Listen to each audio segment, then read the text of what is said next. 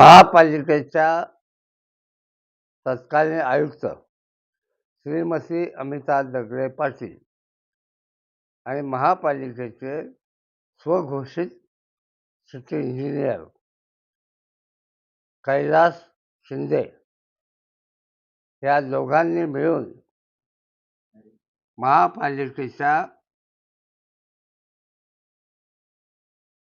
संमतीने HDFC bank, Jio, Airtel आणि idea mobile या कंपनीच्या अंडरग्राऊंड केबल टाकण्याचा ज्या व्यवहार आहे त्याची जी नुकसान भरपाई महापालिकेला 25 कोटी रुपये द्यायची होती त्याच्यामधून या कंपन्यांकडनं मिळाले 5 ड्राफ्ट जे HDFC बँकेतून पैसे निघाले पण महापालिकेच्या खात्यात जमा झालेले नाही.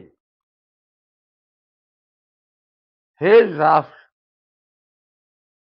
तत्कालीन अधिकाऱ्यांनी स्वतःच्या नावावर स्वतःच्या खात्यात जमा करून घेतले आहेत.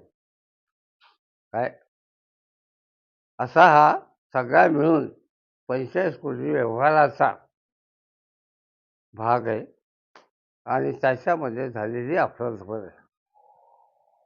याबद्दल काल मी स्वतः पोलीस स्टेशनला जाऊन माझी फिर्याद नोंदवलेली आहे.